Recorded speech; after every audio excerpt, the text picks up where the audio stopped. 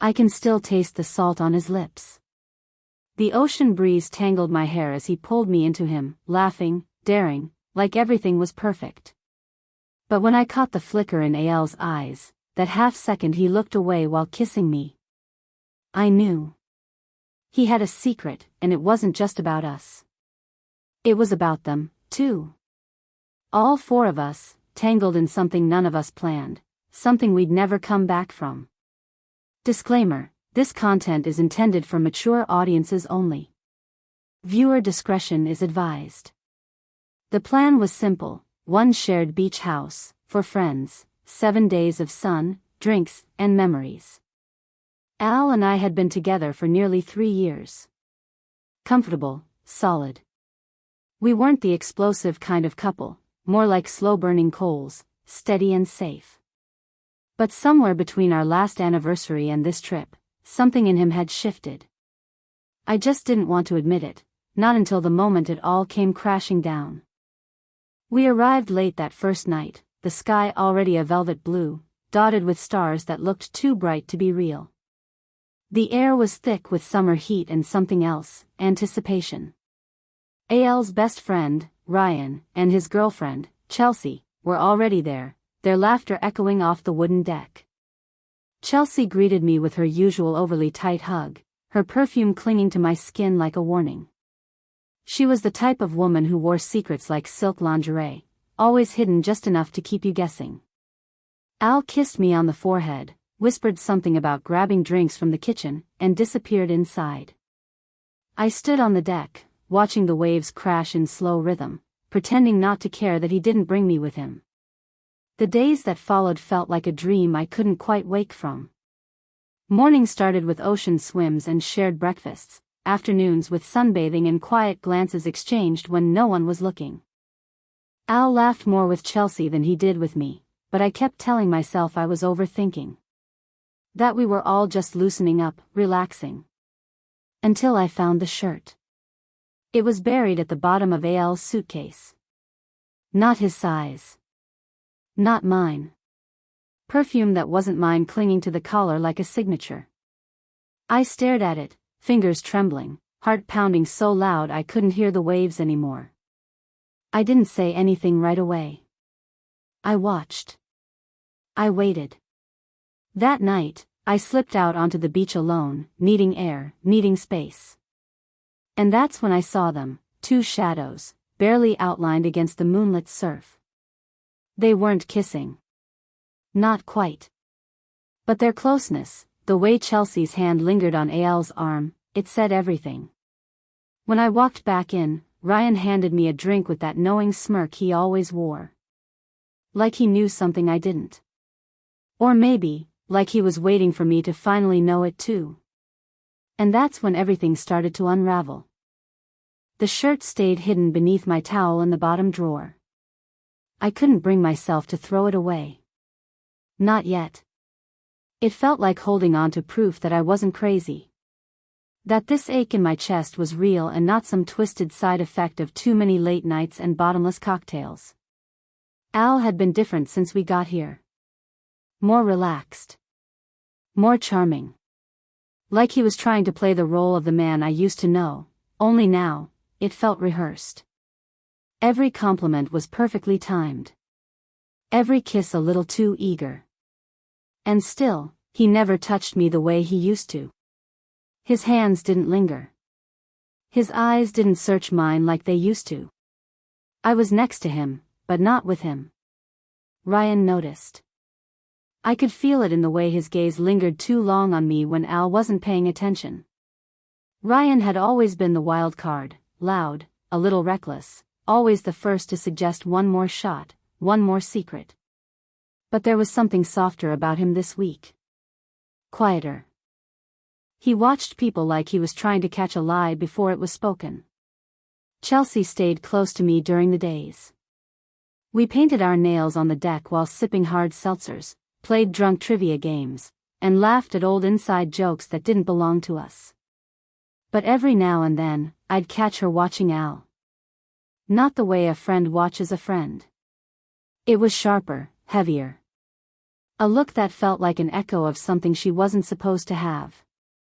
One evening, as the sun bled into the sea, Al took my hand and led me down to the shore. His thumb brushed against mine, gentle, apologetic. "You okay?" he asked, voice soft against the wind. I nodded. Lied. He kissed me then, slow, practiced, and I let him. Because pretending felt easier than asking. Because I was scared of what his silence would say if I pushed too hard. When we walked back up the beach, Chelsea was sitting alone on the steps, watching us with eyes that held too many answers. And Ryan. Ryan was nowhere to be found. The space between all of us was growing. And I couldn't tell if we were drifting apart or being pulled into something deeper. Something none of us were ready for. It started with a touch that wasn't supposed to happen. The kind that lasts 1 second too long, long enough to feel, short enough to deny. I was standing by the fridge late one night, everyone else supposedly asleep. I just needed water, or maybe I just needed to be alone with my thoughts. But Ryan was already there, leaning against the counter, shirtless, in gym shorts, like he had nothing to hide. He looked at me like he knew I hadn't slept either. Like maybe he hadn't, too. "You okay?" he asked, again. The same question Al had asked, but when Ryan said it, there was no pretending.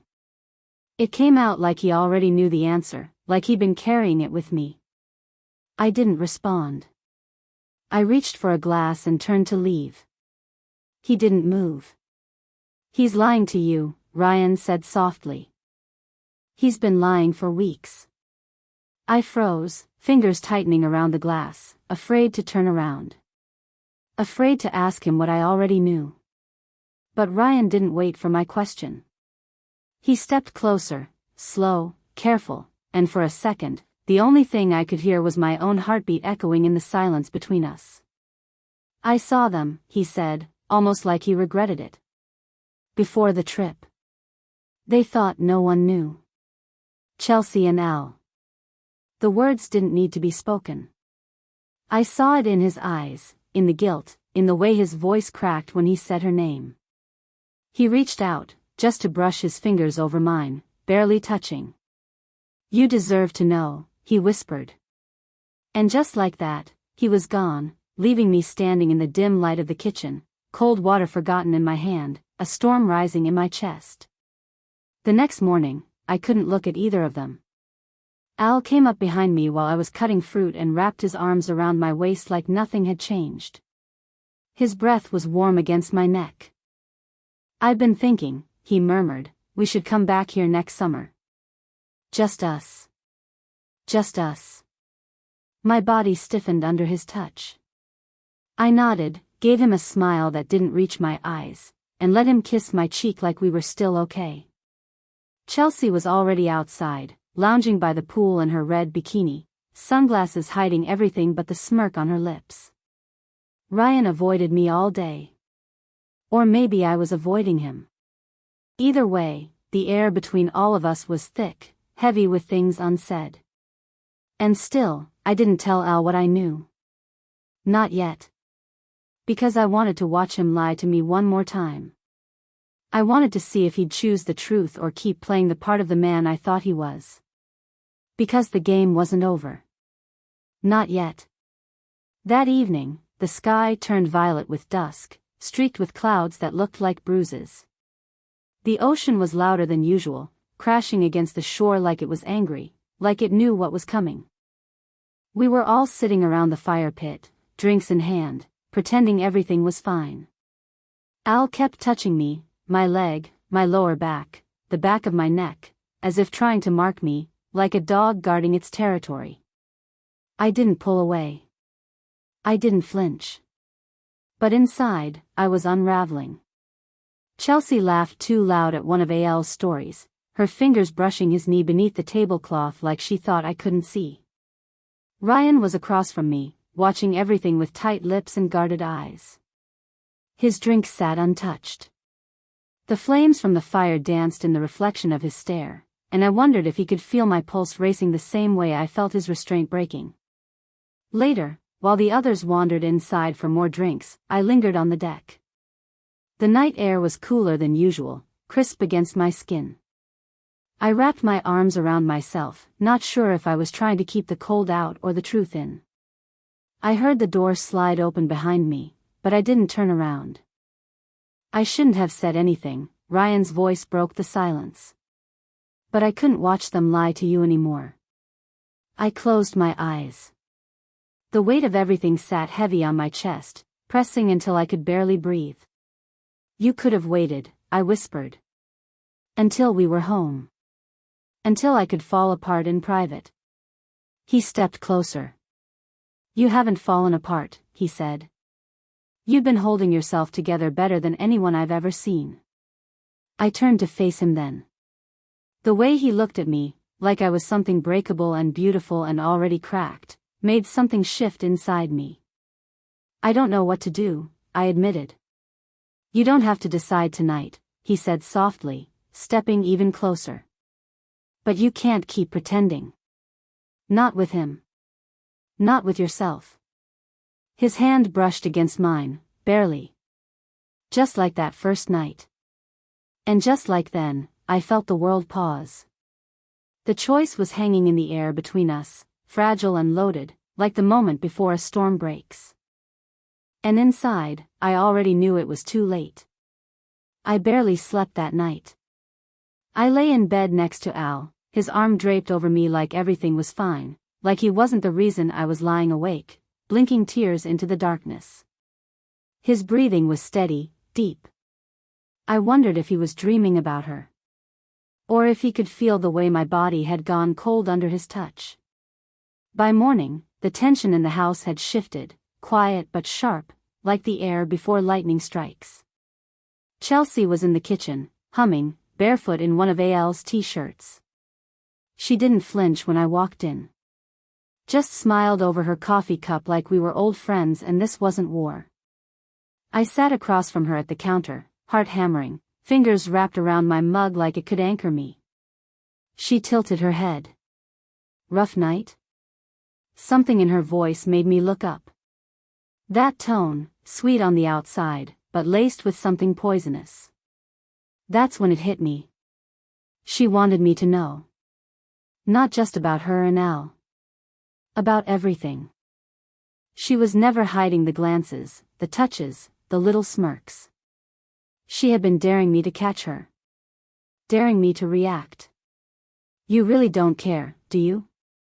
I asked, quieter than I meant to. About lying. About him. Chelsea sipped her coffee slowly, unfazed.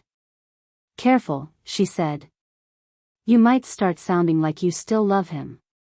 And before I could respond, before I could ask what that was supposed to mean, Ryan walked in, his eyes immediately locking with mine. He looked like he hadn't slept either, like something was clawing at his insides just like it was mine. That's when everything cracked open. I think we should talk, Ryan said, his voice louder than necessary. Al was coming down the stairs behind him, shirtless, rubbing his eyes. All of us. Now. Al froze on the last step, eyes darting between Ryan and me, then over to Chelsea, who was still casually sipping her coffee like she was enjoying the show. Talk about what? You know damn well what, Ryan said. And suddenly, we weren't playing pretend anymore. Al turned to me, trying to recover. Babe, what's going on? And I laughed. Not because it was funny, but because it was all so stupidly obvious. The lies. The half-truths. The way Al reached for me in front of Ryan just to prove something. The way Chelsea had worn that shirt on purpose. I stood up, heart pounding, hands shaking. You want to talk? I said, meeting Al's eyes. Fine. But you first. Tell me why your best friend knows what your girlfriend smells like. The room went dead silent. And I swear, for a second, I saw fear in Al's eyes. Not guilt. Fear. Because he knew this wasn't just about the cheating anymore. This was about what came next. Al didn't speak right away. He looked at Ryan, then at Chelsea, then finally at me. His jaw tightened. "It wasn't supposed to mean anything," he said, voice low and shaky. "It was a mistake." Chelsea rolled her eyes and set her coffee down with a sharp clink. "Don't lie now, Al. You weren't saying that when you begged me to leave Ryan." The words hit like a slap. I couldn't breathe for a second. My legs felt unsteady, like the floor beneath me was shifting. I turned to Ryan, needing something, confirmation, a reaction, anything. But his face had gone blank, like the only way to survive this was to stop feeling it. "I told you," Ryan muttered, barely audible. "I told you weeks ago to end it. And you said you did." Al turned on him. "Don't pretend you're innocent in this. You knew about it all along and didn't say a word." "I said something now," Ryan snapped, stepping forward, his voice finally cracking. "Because I couldn't watch her get lied to every damn day. Not anymore." I stood frozen between them all, my heart pounding so loud I could barely hear. My mind flashed to the beach that night, Al's lips on mine, his eyes looking past me. Chelsea's hand on his arm. The stolen shirt. The silences. The pretending. And then the twist came, swift and sharp. Chelsea laughed. "Oh, God," she said, smiling like she was proud. "You all think this is about love?" She stepped forward, leaned in close enough for me to smell her perfume, that perfume. "Al didn't start it. I did. I dared him. Just to see if he'd do it." The room spun. I backed away from them all, nauseous with the weight of what I'd just heard. "You used me?" I said, voice barely a whisper. She shrugged. "You were always playing perfect. It got boring. That was the breaking point." I walked out. Past the living room. Past the front porch. Out to the beach, barefoot in the sand, the wind biting, tears streaming hot and blinding down my cheeks. And then, I felt someone behind me. It was Ryan. He didn't say a word. Just walked up beside me, silent, steady. His hand brushed mine again, like it did that first night.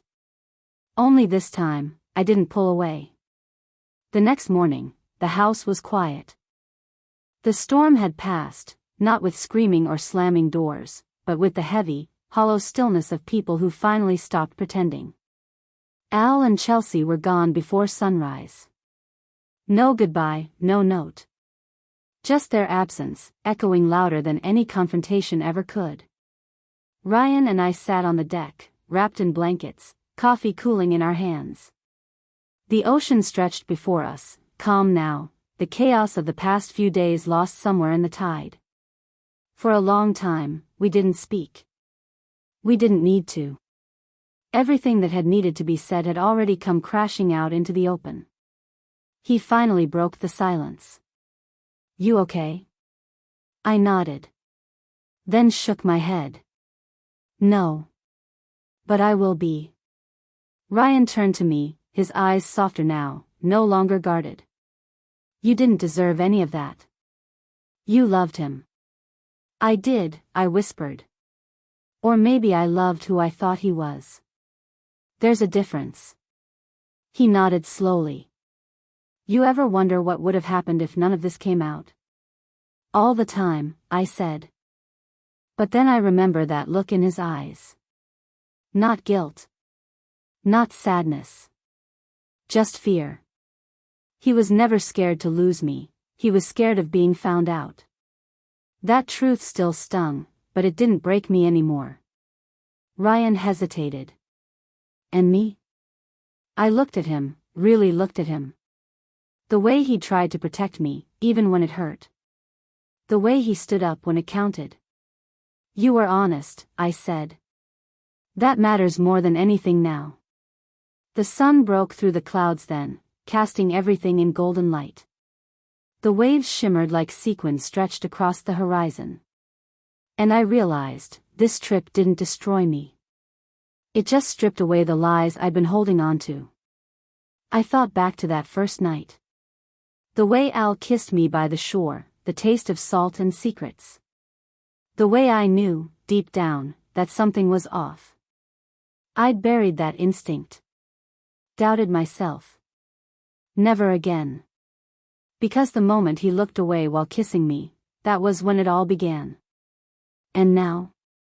Now I was looking forward, with eyes wide open.